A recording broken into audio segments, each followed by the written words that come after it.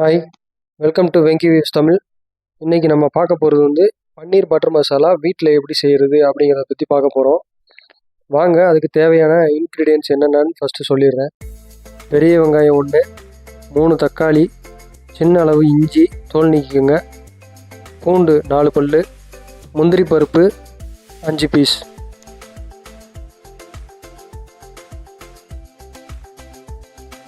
இது எல்லாத்தையும் ஒரு கடாயில் போட்டு நல்லா வதக்கி வேகிற வரைக்கும் அதை வந்து லோ ஃப்ளேமில் வச்சு நல்லா வேக விடுங்க.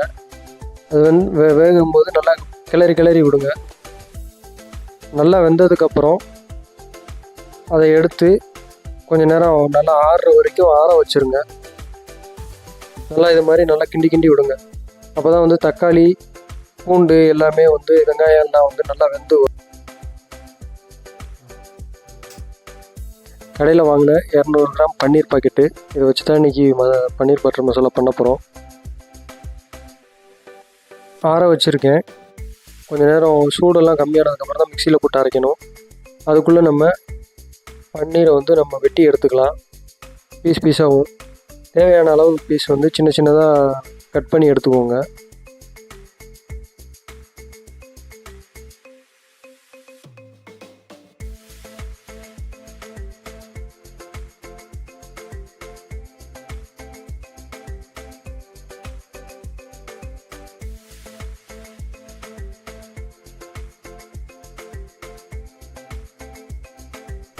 பீஸ் கட் பண்ணதுக்கப்புறம் இது மாதிரி எடுத்து தனித்தனியாக பிரித்து வச்சுருங்க.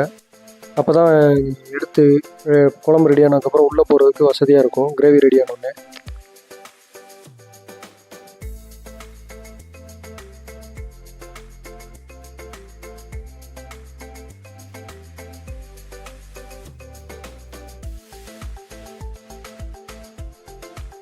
இது நல்லா ஆறிடுச்சு. இப்போ எடுத்து இதை ஒரு மிக்சியில் போட்டு நல்லா அரைச்சிக்கோங்க.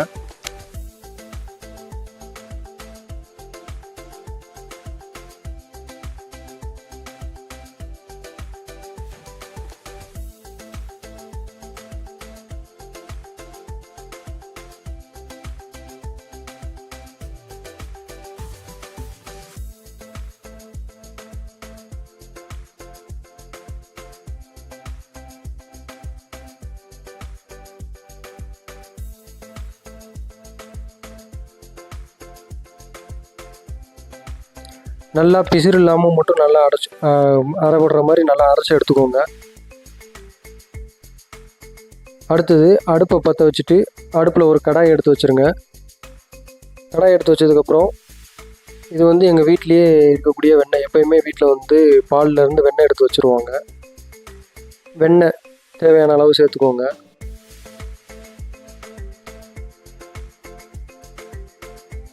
பச்சை வெண்ணெய் ஆட் பண்ணதுக்கப்புறம் அது கூட பட்டை, 5 ஏலக்காய், ஒரு பிரியாணி இலை இதெல்லாம் போட்டு நல்லா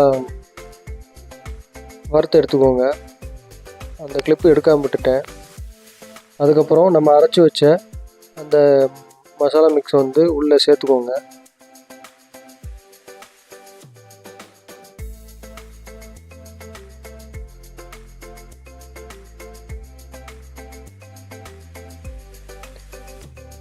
இது நல்லா கொதிக்கிற வரைக்கும் அதை வந்து மேலே ஒரு மூடி போட்டு மூடி வச்சுருங்க. அதுக்கப்புறம் கரம் மசாலா, மிளகாத்தூள், சர்க்கரை கொஞ்சம் சேர்த்துக்கோங்க. சர்க்கரை ஏன் சேர்க்குறோன்னா தக்காளி வந்து புளிப்பு ஜாஸ்தியாக இருக்கும்.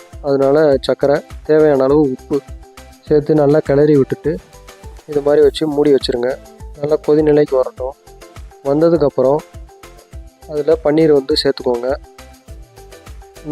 பன்னீரை வந்து மொத்தமாக போட்டுறாங்க. இது மாதிரி தனித்தனியாக போடுங்க. மொத்தமாக போட்டோன்னா இன்கேஸ் ஒரு சில நேரம் வந்து ஒன்றா ஒட்டிக்கும். அதனால் இது மாதிரி தனித்தனியாக போட்டுருங்க.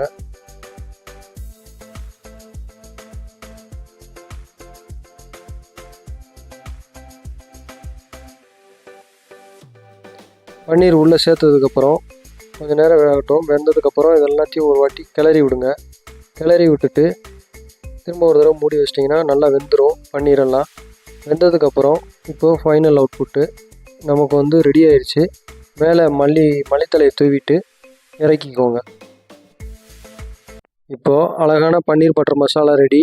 எங்கள் வீட்டில் பன்னீர் பட்டர் மசாலாவுக்கு சப்பாத்தி வச்சுருந்தாங்க. Closed doors, I'm a fool for your love.